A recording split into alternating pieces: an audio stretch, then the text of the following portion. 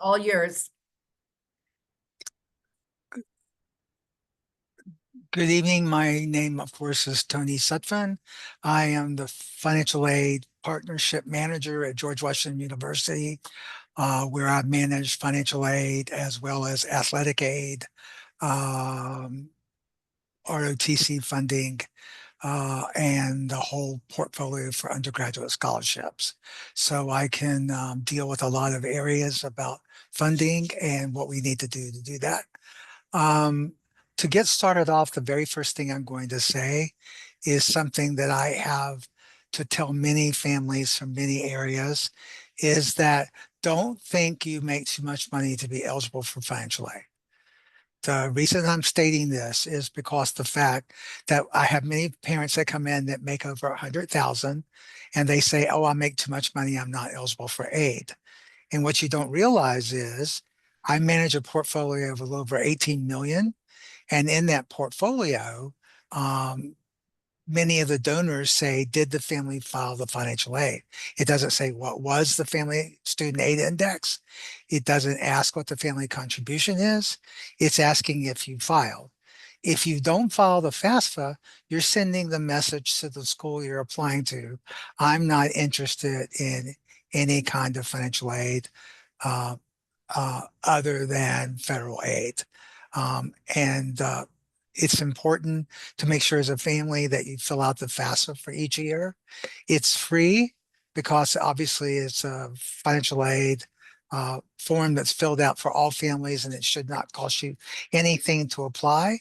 But I'm encouraging families across the board to not disregard not filing the FAFSA because it helps me identify what state you're from, but it also helps me identify the high school you attended. It also helps me identify the types of programs and things that the student's interested in, as well as how many are in the family, etc. So I put up on the screen my Maryland High School presentation, January 9th, 2025.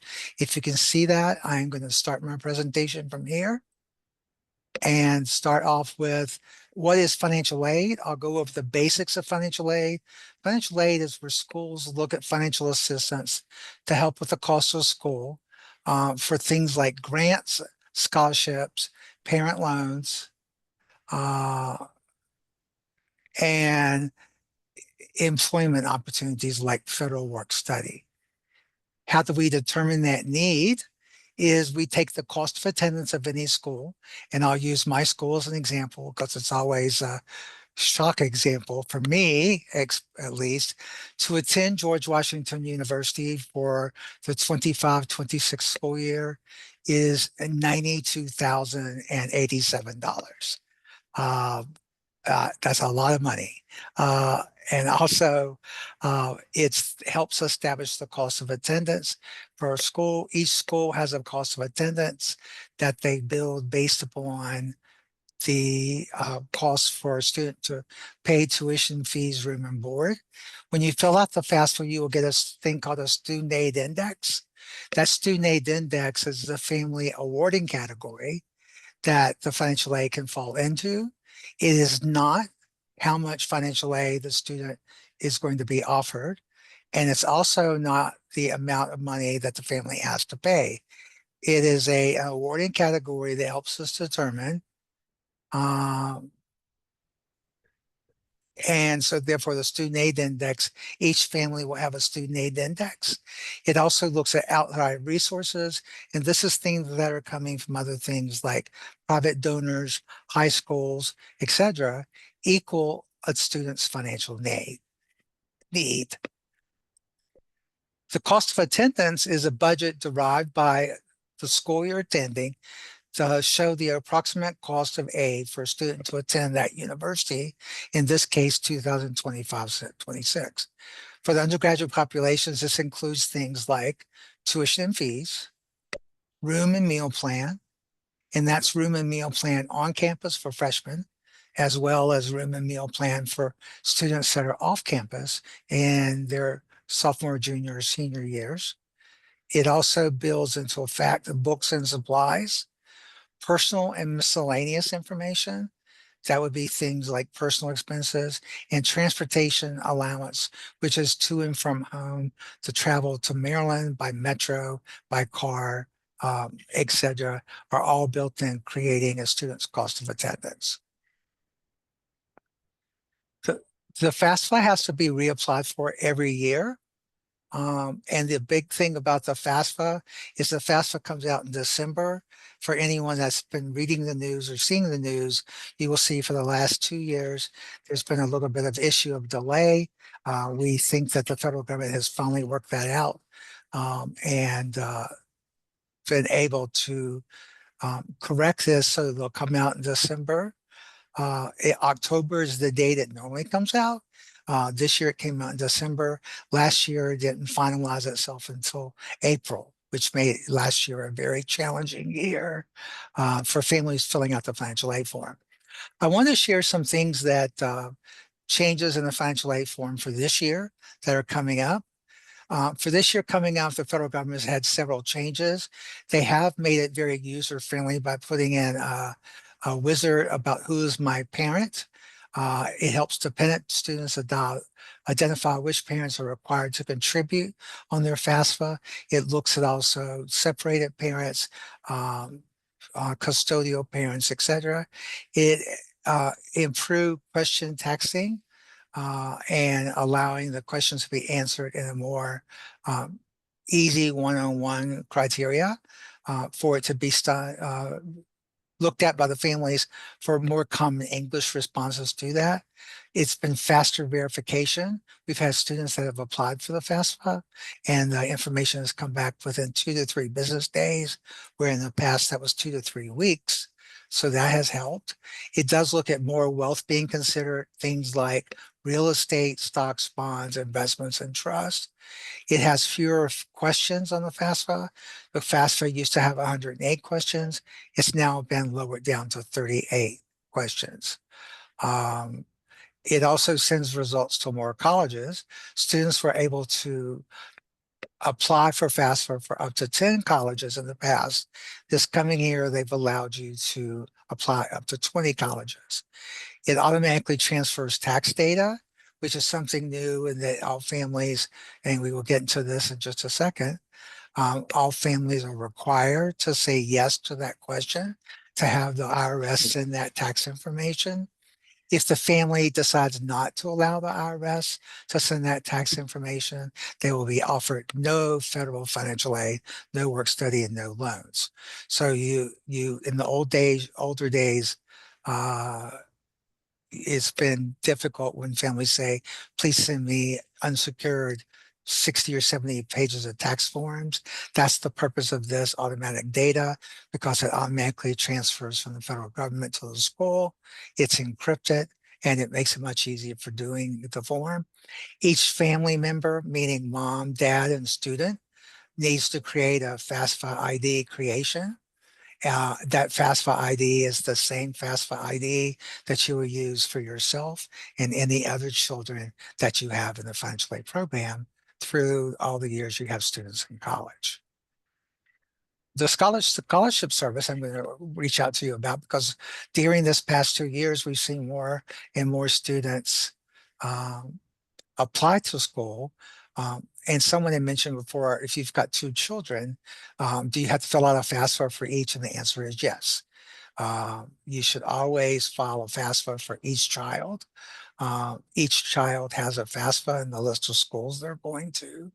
Even if they're going to the same school, that student family still needs to file 2 separate FAFSA forms across the board. The CSS profile is a separate form where it's really big for not-for-profit colleges like George Washington. It does require collecting more in-depth information, but the good thing about it is it does allow the family to count the number in college. Last year, the federal government did away with the number in college, and it's not included in the federal mix. A lot of non-custodial schools or non-profit schools did like George Washington and created a multi-child grant for college so that we were able to supplement that missing number in college. for proof of the fact that the student was enrolled through a school verification form. And the CSS profile is required for all first-time students only one time. Um, and that's required for students to complete as they apply to the school. The steps to complete the form, it's very helpful and easy. It's applied, you prepare to apply and sign in. In this particular case, you will be using 2023 tax information for the FAFSA, as well as 2023 information for the CSS profile. Both these are online, and you submit the application with that data. It then asks you to, it looks and opens the door for non-federal scholarships and kinds of institutional aid that can make a big difference when it comes to paying for college. It paints a fuller picture of the family's finances other than FAFSA, and it helps the family offer opportunities to describe unique circumstances for affecting their ability to pay for college. The application dashboard is a useful tool because it provides quick access to your progress and important messages.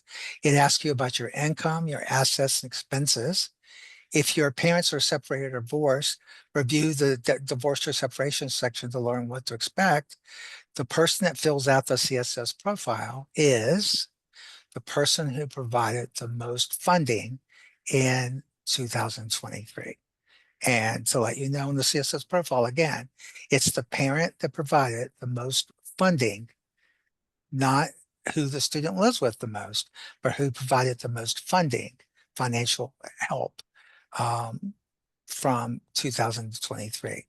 The application is automatically saved along the way. The CSS profile does look at alerts or missing correct information, and your data is always secure.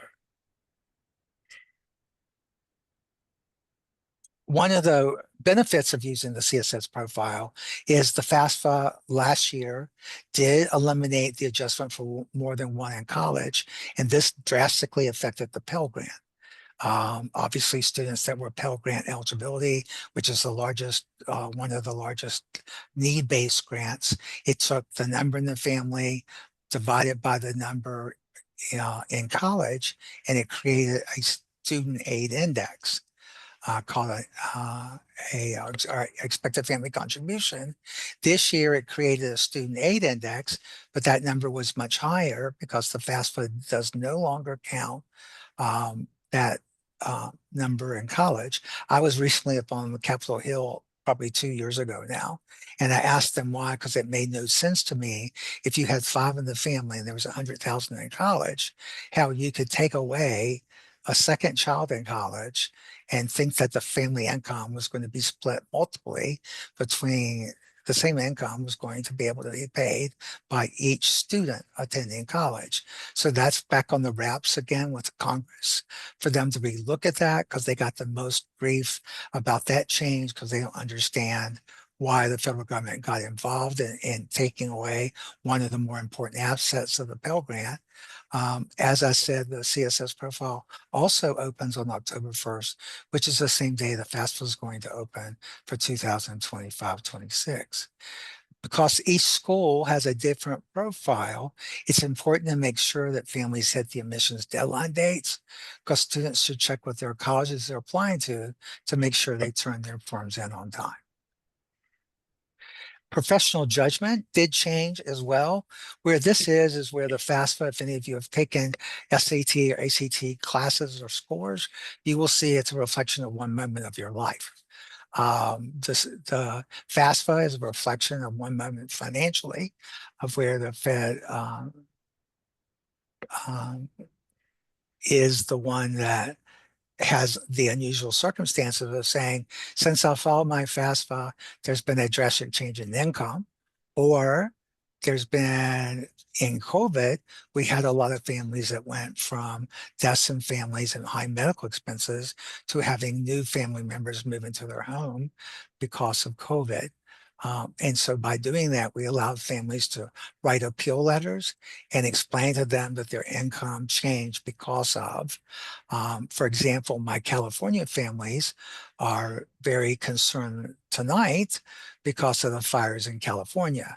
because obviously if it burns their home down, that's going to be a drastic and unusual circumstance that the family is going to have to appeal, probably including paperwork, being able to get proper paperwork to and from those things, which is why we have the backups like IRS and Social Security and things of that sort. If a family is approved of special circumstance, then that circumstance allows them to be reviewed for more financial aid uh, for that 25-26 school year. But that cannot occur until we actually get the original award letter out to the students for 25-26. So I'm a firm believer that if you haven't filled out the FAFSA, make sure you do it and you get it submitted in and your application. Because once we have that admissions application, we are able to then look at getting you an award and then letting you have an opportunity to appeal if the circumstances don't truly reflect your family. One thing I wanted to share with you, some areas that I saw last year. Students and parents are still forgetting to add the proper name to the school. When you're a large school like George Washington or other schools, we have FAFSAs for a medical school. We have FAFSAs for a law school, our School of Public Health Policy. So it's important to make sure that you're using the correct FAFSA for the school you're going to, because that can cause an issue. We also, and I didn't put this in here, we also had a lot of parents this past year who filled out the form like they were the student. And obviously the form is for the student attending your school.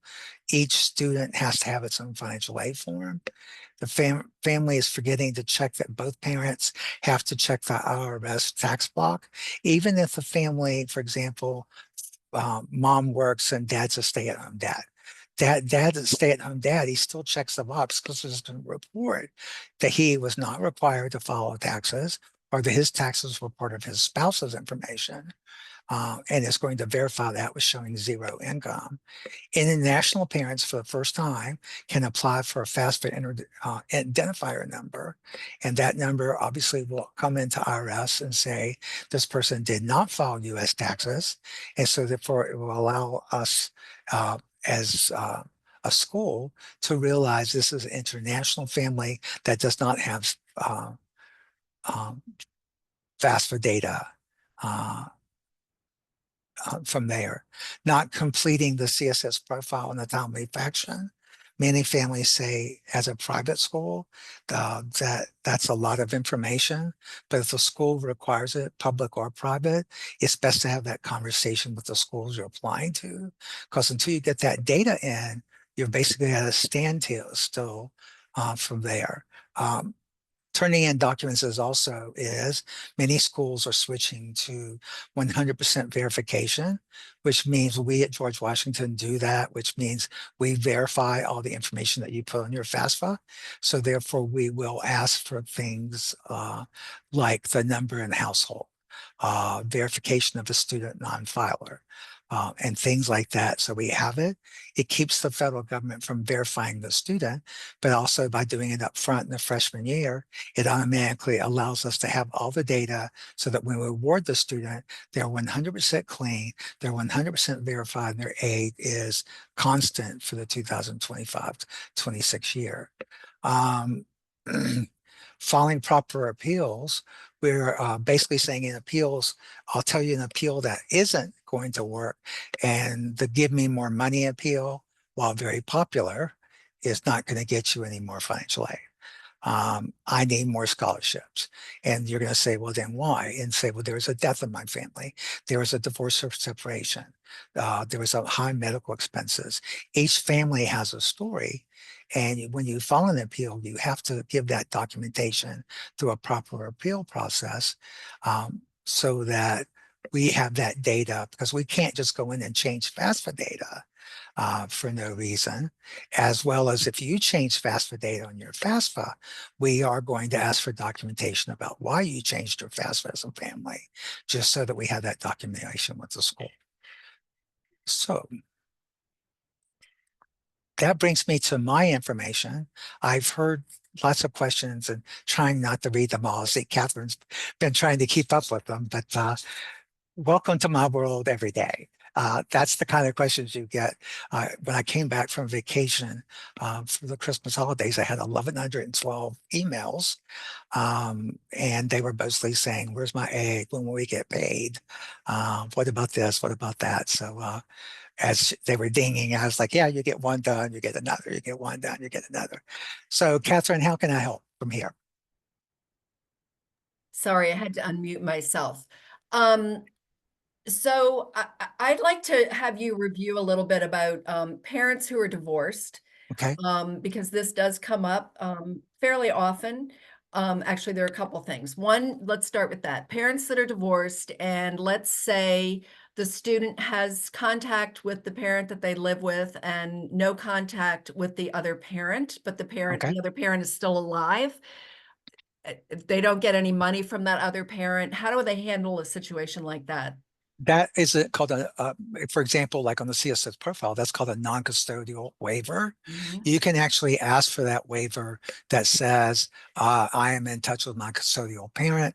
It requires the family to fill out that form. The student family writes a letter, usually the dependent parent and the student sign it.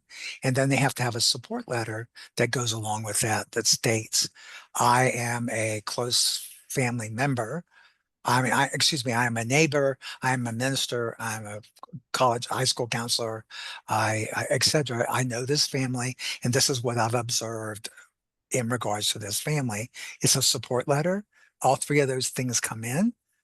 Once that's approved, we automatically waive the custodial parent, the non-custodial parent, and we award the financial aid based upon the custodial parent only. So therefore, the same with FAFSA as well as the same with the CSS profile. They can't have it waived. We just need documentation instead of just saying there's no contact. And then all of a sudden, tuition payments come in and we see that the non-custodial parent's paying tuition. So therefore, and we do catch those. They do come up from us to let us know, but you can waive the non-custodial parent if there's no contact, they don't know the whereabouts of that parent, or the family. Like I had one in high school this year where the high school counselor said, I haven't seen the person in all high school, in any attendance in any meetings, anything across the board. And then the neighbor wrote, yes, I've also noticed that she does everything for this family to take care of it. I have not seen the biological parent at all too. And those letters come in and get filed with the student and get approved through the appeal committee as a waiver. So, Great. Thank you so and that much. waiver stays on there. The good thing about that is that waiver stays on there from freshman year on. In sophomore year, we're not going to go back and say, hey, tell us if there's contact again. That waiver is going to stay constant. If we've documented, we felt like that, we're going to document it for all 4 years of undergrad. So Okay. Sorry, I'm Googling something while answering a question. The non-custodial agreement, um, remind me where you find that. Is that on the FAFSA site? I can't remember. it's on the financial aid site of schools. You will see it. Okay. And usually you're going to find it under new student information. Okay. So therefore, when you get a chance, look at our site. Um, Great. Okay. and Um, again, because each school will have its own and doing that. Some schools don't do waivers. My friends at UVA don't do waivers. So therefore, it's a school's decision of whether they're going to do right. waivers or not. Because one, it's timing; they're very timing, and also two, you have to have the staff to be able to do something like that. So. Okay. Somebody asked about CSS profiles and are they only for private colleges? To my knowledge, only private colleges will ask for a CSS profile. Is that And correct? Or that is true, but after COVID and the fact of FAFSA having such an Mhm. issue the last 2 years, you are seeing a lot more schools signing up for the CSS profile. One, because it's quick, but two, I've noticed this year is because it does count the number in college and it's giving them a better Pell form number, meaning Pell Grant eligibility. So I would not be Right. surprised in the next year or so that you see probably 50% of those schools doing a CSS profile. Don't fill it out unless they're asked to do it.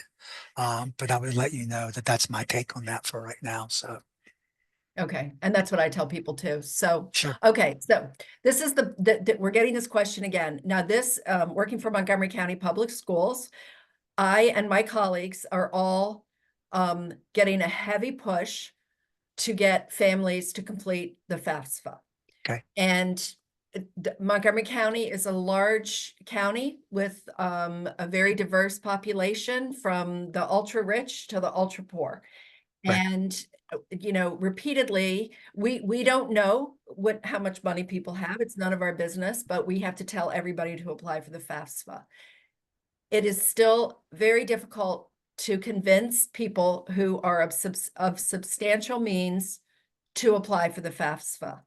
But And then you I, sort of started at the beginning with this, but once again, because there is a question in here about this, whether or not they still should apply for FAFSA or the CSS profile. well, I would tell you applying for the FAFSA is the most important thing any family from zero income to three or 400 or $1 million.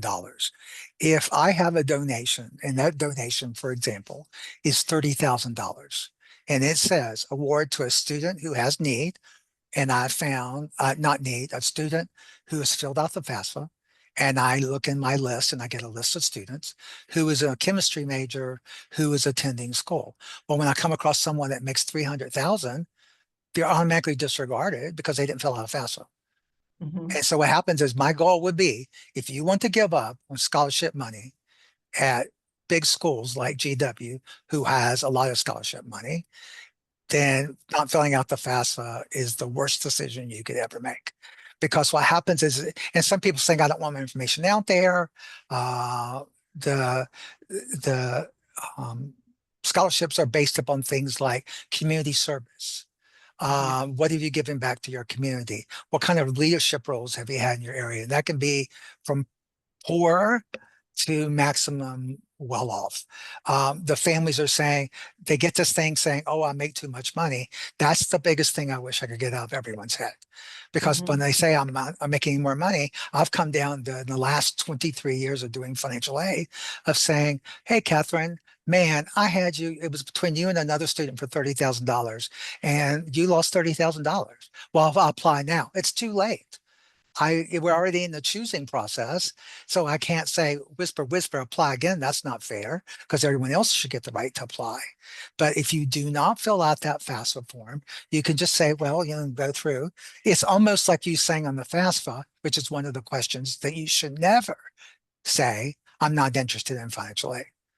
Because financial aid comes in all types. It comes in work study, it comes in grants, it comes in internships, it comes in assistantships. In graduate school, it comes for teaching awards. It comes for saying I don't want aid means I'm going to pay for school and just don't waste my time to ask me for anything. And after having my conversation with them, I've never had a family who didn't go back and fill out the FAFSA again. Now, I will tell you something I did this year. I talked to every new applicant that applied for ED1 and ED2, and a lot of those were the ultra rich to the other. And I could tell you probably 90% of the ultra well off, because even on paper you look well off, but in reality you're not. By the time you Mhm. take your mortgage and where you live, the taxes you pay, etc., you're doing okay, but you're Mhm. not. I wouldn't turn down a $30,000 scholarship. I mean, Right. and that's harsh, and I know that's harsh. But the important thing I have to tell them to do is that's just I can't fathom in my mind why a family wouldn't take the 20 minutes. Don't give it to your accountant. Contact the high school guidance counselor, contact me, contact the school you're going to, and someone will help you fill out that financial aid Yep. form. Well, I didn't get anything the first year. Well, you know what? Nothing the first year, 30,000 the second year. You don't know what the pool is going to look like, what the major is going to be. And it'll say 3.5 chemistry major that filled out the FAFSA. Notice it didn't say what was the student aid index. It didn't Mhm. say that. Some do That's say right. needy, some don't say needy. But if I'm going to do it to the criteria of what the scholarship donor wants, fill the FAFSA, I'm going to consider you. Didn't fill Mhm. the FAFSA, your loss. And Thank you. and I would tell you that you almost had to be that blunt. And so if Yep. they want, it's just like, well, then, as an example, if you want to give up that, then that's on you because your students' hard work's never going to be recognized because you're saying, I don't want to fill out a form. And I do think I have filled out the form with several students this year, and I do think it's easier. It is So easier. it is And easier. I would tell them to take it more serious is that to the point is I don't see in this world that COVID proved to me one thing. In this world, airline pilots, nurses, and people either burned out or left jobs where they were making great money Mhm. just because of a world crisis. How do you know something, God forbid, is not going to happen again in the future? Be That's right. prepared. Yep, Fill out the absolutely. financial aid form. And that's the only way I can sell it. So Thank you. Thank you. No, that's very helpful. Okay, if a parent has a 529 account in which a sibling is the beneficiary, not the applying student, do we have to report this on the CSS? How about the FAFSA? I think maybe they're asking if the younger child has the 529, or if you want to come off mute to just clarify that. well, I yeah, think yeah, 529s have to be declared now on the FAFSA, right? they do. And what happens is if the 529 plan, the student that's attending college is the beneficiary of the 529 plan, that money is used for tuition and does have to be counted on the FAFSA under the student section. Okay.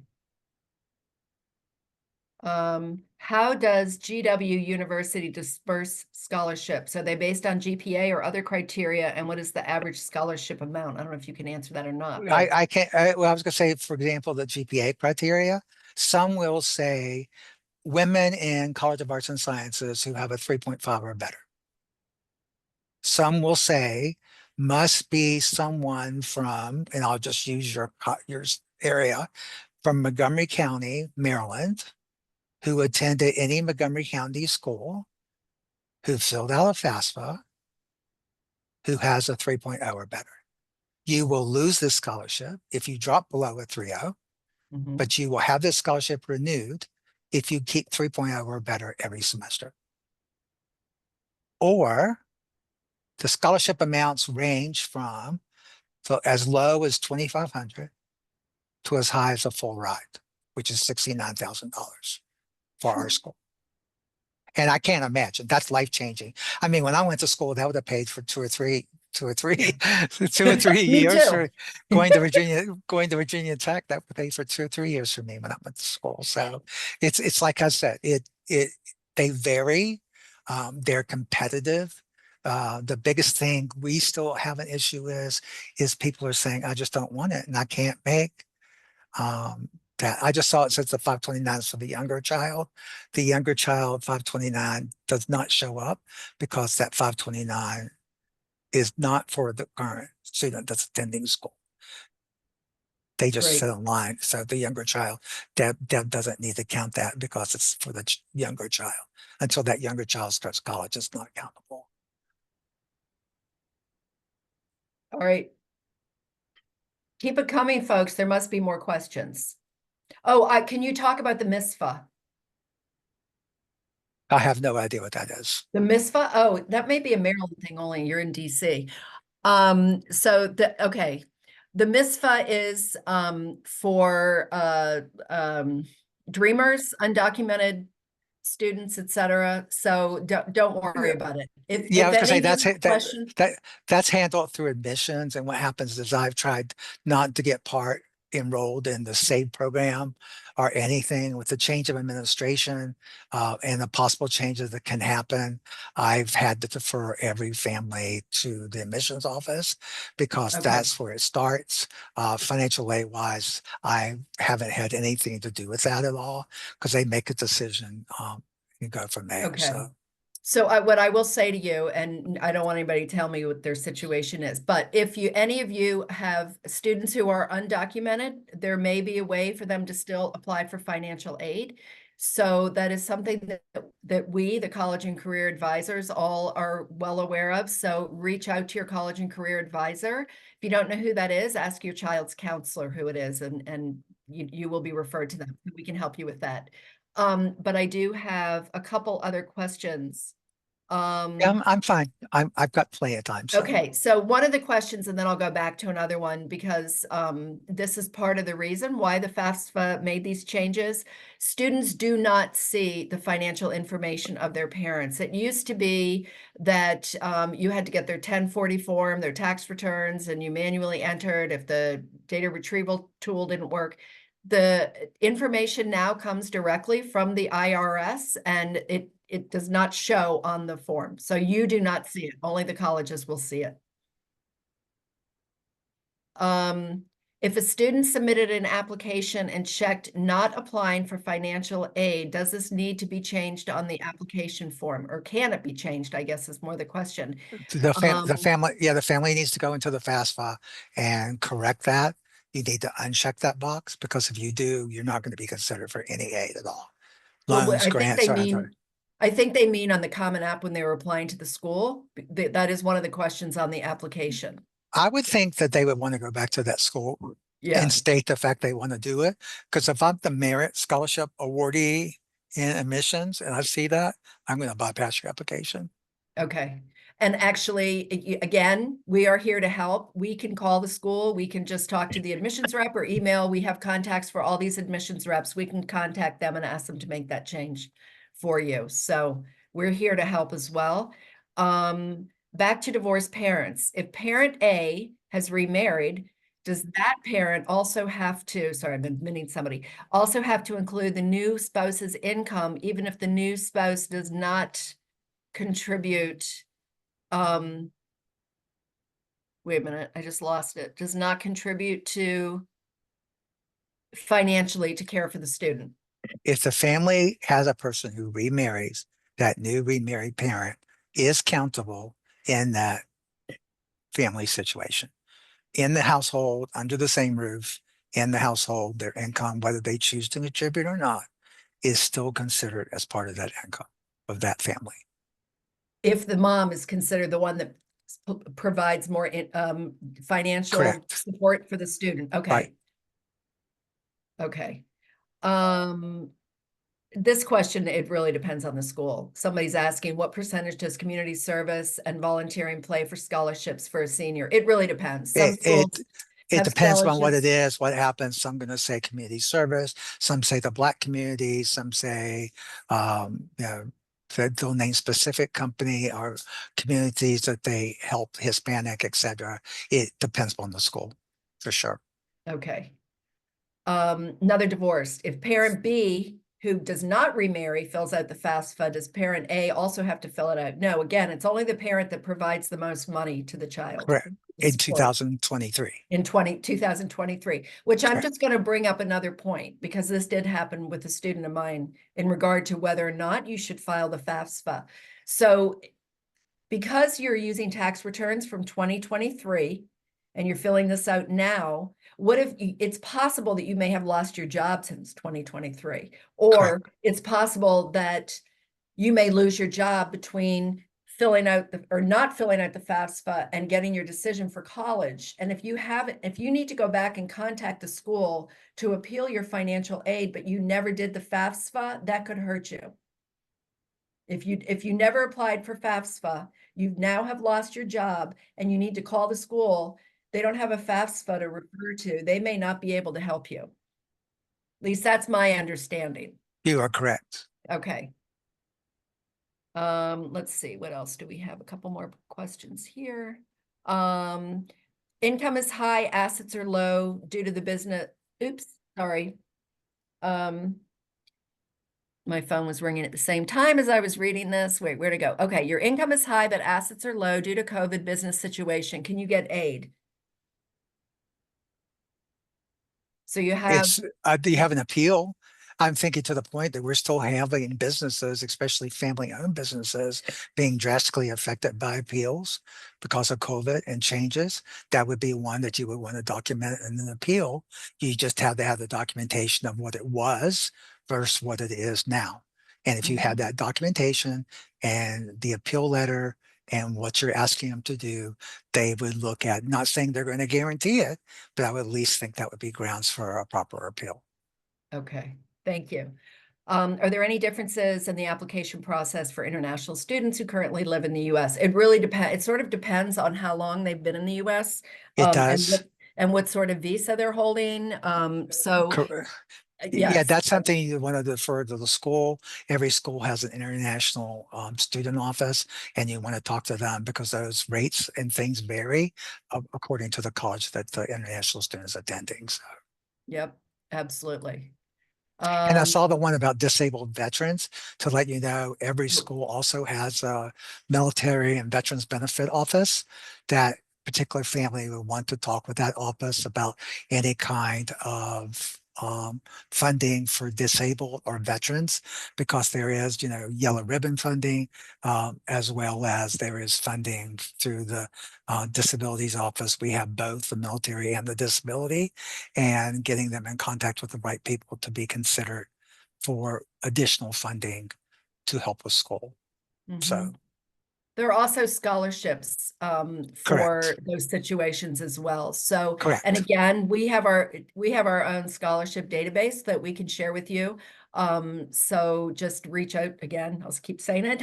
Reach out to your college and career advisor. They can share our scholarship database with you. Um, all right, let's see. I think I have another one in here. Um, does an applicant need to apply separately for scholarships at GW or are they automatically considered? W- That's a good question because Once a student is offered admissions to the school, we will send them to a thing called GWay, which is our general web annual year award documents where we house our $18.5 million. The student applies for that. It then considers, and the students fall into categories the things they would be eligible for with their admissions offer to the school. Many times students are going to say, I got one, I want another. I'm very big about if you get one scholarship and it's for 30,000, I'm not going to add another scholarship on top of it. I'm going to give you, it's just fair to spread the wealth, not to give one person all the scholarships. And so we've done a really good job this year at our awards banquet where hundreds of people have scholarships, or the donor will say, give each student $2,000. And that's what I'll do, just to spread the wealth for them across the board. So they do the GWay and they get the offer to apply for the GWay with their admissions offer. great. Thank you. Um, all right. Any other questions? Keep in mind that each university is going to be a little bit different on how they handle these things. I will ask you a question though about appealing financial aid, because sometimes kids will come in and just say they don't like what they were offered and, can I appeal it? And I'll say, well, has anything changed since you applied for FAFSA? And typically, if they say, well, no, nothing's really changed, I just don't like what they offered me, I say, well, you don't really have a leg to stand on. You can ask, I suppose. But do you have any advice for when is a good time to ask for an appeal? You shouldn't ask for an appeal until you get an original award offer. Something we're seeing a lot of students do last year is taking school A versus school B and say, they gave me a Mhm. Yale school scholarship and you didn't. And I was like, I'm not Yale. Right. Because their funding is their funding and our funding is our funding. The pool of funding that they have could be very specific to their major. Um, and things across the board from that way. I tell families to wait till they get to their initial award, and also too, just to make sure the income, the amount in savings and checking, et cetera, that you reported is correct. It is not that you automatically say, I got paid. And by the way, I'm filling out the financial aid form today. And it says that I've got $8,000 in my account. Well, that's not what you typically have in your account. That's what you got paid today in your account. So when I always tell families that they should always look at filling out what do you typically keep in your savings and checking, and what do you typically keep in your um, personal savings account, because what happens is the families that fill out and say, "Oh, well, that's I got paid yesterday, so that's the number I didn't want to get in trouble." And what happens is they're saying, "Oh, you typically keep $8,000 in your account," and I know for my family, I have IRAs and retirement accounts and stuff like that. I don't keep that much money just laying in an account. Mm. I keep it in lots of accounts.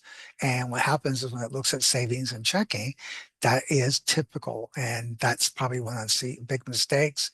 The other is that people that do real estate have a tendency of saying, last year I got X amount of dollars through payments or bonuses, and I'm not getting that this year.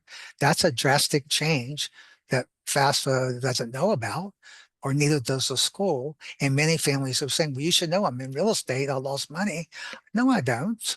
Because I mean, you could have made money in real estate. And I just can't put in a number. I need documentation to prove that. So I'm telling them, get your award first and then look at with your counselor. If there's something that you don't like and you ask the smart question, Catherine, has anything drastically changed? Don't also forget the fact that if the student was working at Dairy Queen and they made $5,000, with them coming to school, they're going to lose that income. So Mhm. that student has to appeal that income loss Mhm. because the student's income counts against them 100%. Mhm. So therefore, the student has to appeal, hey, no change on your parent side, but you had a drastic change on the student side. So the parent didn't do an appeal, but the student should do an appeal because it's going to truly show what their financial aid is based upon loss of income. When I come back to school, I won't be working at all. Thank you. Mhm. Is FAFSA just a federal form that all universities use to award need-based aid, or is it a source of federally funded scholarships based on need? It is based upon the FAFSA looks at Pell Grant, SEOG grant, work study, and federal loans. They are things that all students will be offered a loan regardless of income. Um, and the FAFSA helps determine that information to the family um, once you turn that in. The actual scholarships themselves, besides the Pell and the SEOG, are going to come from the college that you're applying to. Because I mean, George Washington has George Washington scholarships, where, as I said earlier, Yale or Syracuse or Penn State or one of the more bigger colleges like University of Southern California have their own scholarships and grants that they award as well, based upon that student aid index number. The lower that number, the better the financial aid offer is going to be. That student aid index, and the lowest it can go is negative 1,500. So. Okay. GW. Okay. Somebody wants to know when decisions come out for GW. Well, 81 decisions have already come out. 82 decisions are coming out this week. And first part of February through that and Valentine's Day, regular decisions will be coming out as well.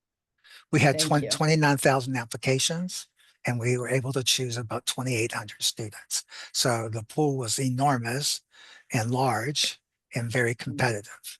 Where other schools are going way down, I'm finding in my research that community colleges numbers are going down, and that some of the schools are going up, and then some schools outright are just losing students because of afford. I to be honest, I could have never have afforded to attend GW. It Mhm. was just too much of out of the price range for me.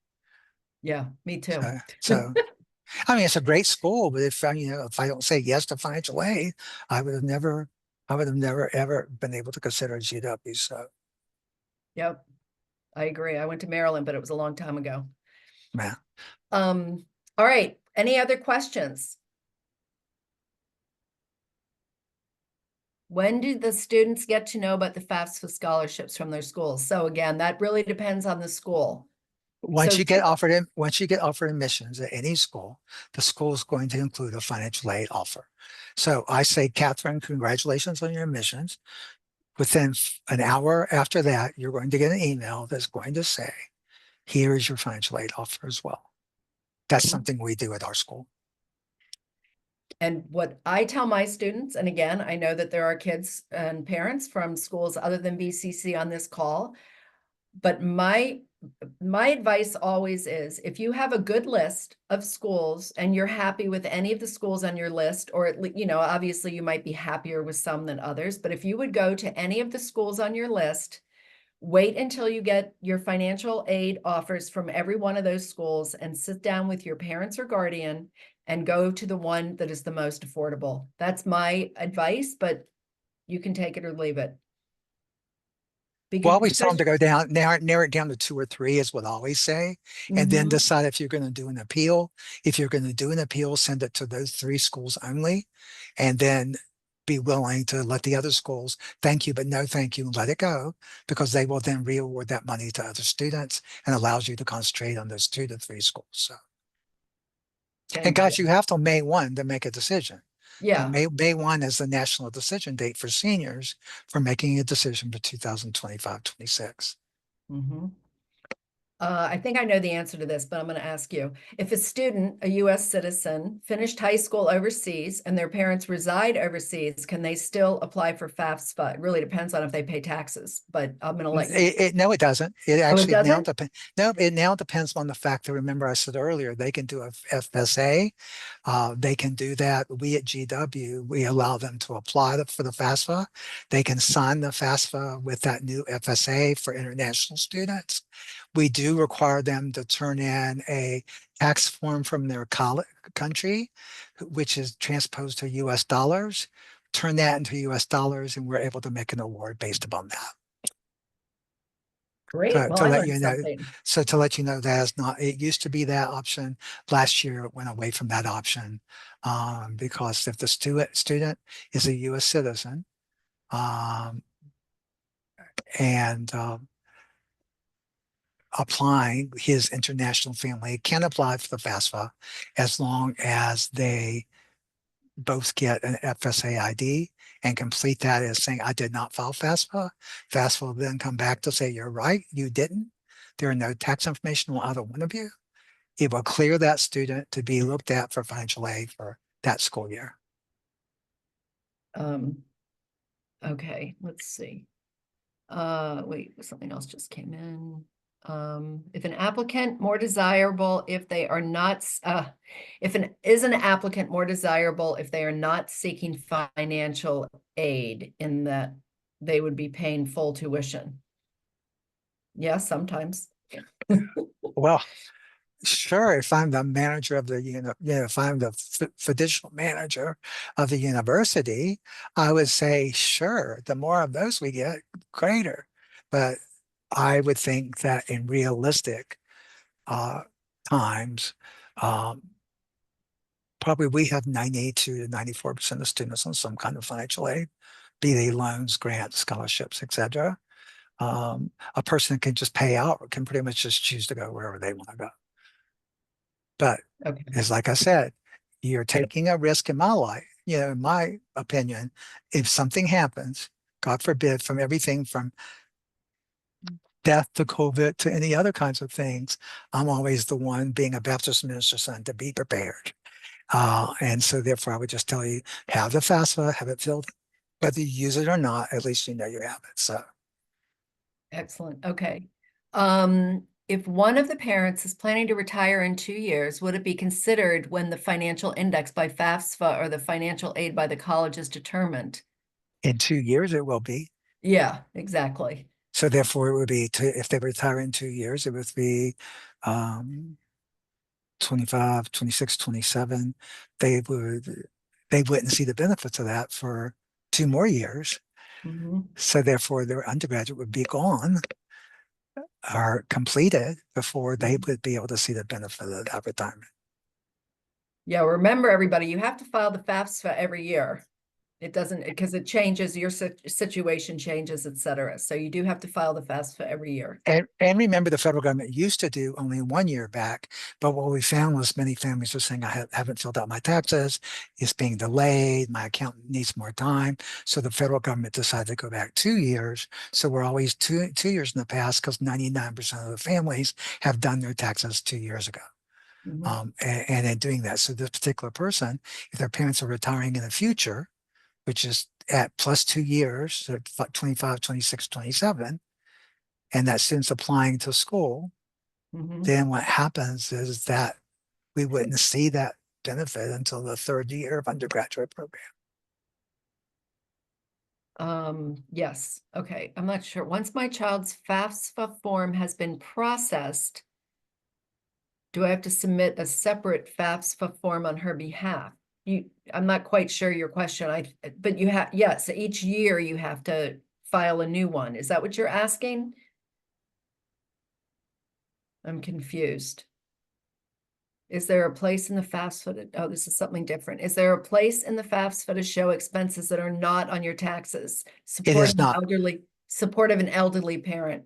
No, supportive elderly parent would be something you would have to appeal because you'd have to say we have an additional family member. We're starting to see a lot more elderly or families supporting grandparents, aunts, uncles, etc. And that would be, hey, change of income for the household size. So therefore, that would be an appealable thing we would look at. Just for the initial year. Okay, once my child's FAFSA form has been processed, do I have to, no, you only do it once. For that year, Yeah, for that each year. year, yes. Okay. If your child applied ED and the deadline to complete CSS has already passed, can you still submit that later, or can you submit the FAFSA without the CSS profile?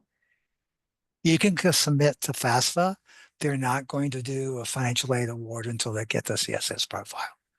If you have ED and the ED's there, or early decision is still there, you're not going to get a financial aid award until that CSS profile comes in. They have to If have both. if a school requires the CSS profile, you are required, because my daughter, when she went through this, had to do the CSS profile. If they ask for it, you have to submit it, but you don't Correct. have to Correct. submit it unless they ask for it. So That is correct. yeah, if they're not asking, don't do it. It's just more work. Yeah, But I would tell you the bigger thing is don't open up a can of worms yes. that when you go back and say, oh, by the way, I own property of $1 million out here. I just thought I'd tell somebody. As soon as you did that, I have to talk to you about that $1 million property. And I Mhm. did have a person do that this year. Hey, I'm a co-owner of $1 million property with my brothers and sisters, and he ended up losing all his financial aid. He brought Oh, it up. wow. He brought it up.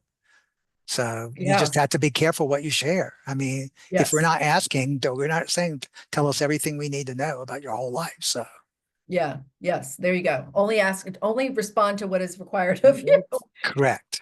Um, all right. Is there anything else?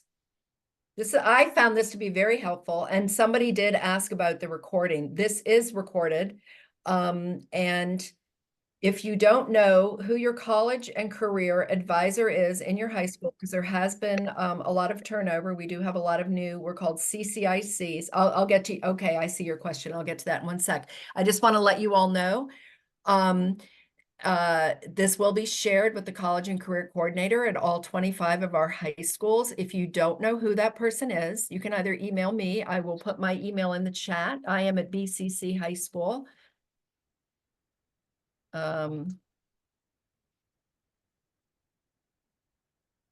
You can email me and I can tell you who the person is in your school, or you can ask your child's counselor. Here's a question. If my daughter goes to a college in Europe, can we get financial aid?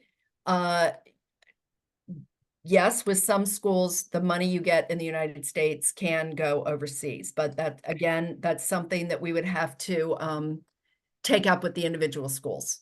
Yeah, what's going to happen is then the European colleges have to be approved by the Department of Education. If they are not approved by the Department of Education, they cannot. I noticed on study abroad, a lot of international students are approved, but it is, as she says, each individual school, and they have to be approved by the Department of Education. So, All right, are there any final questions before I stop this recording? Um, Tony, are you comfortable putting your email, or would you prefer they come through me if you um, have questions? I'll put my email. Oh, that's wonderful. Thank you.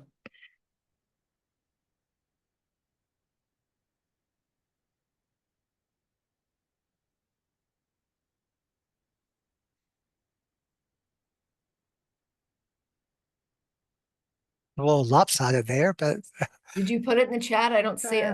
I just put it in the chat. Oh.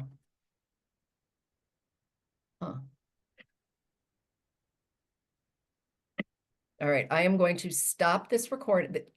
Oh, his email's on the slide. Oh, duh, yeah, your email's on the slide. Thank you very much. All right, I'm gonna go ahead and stop this.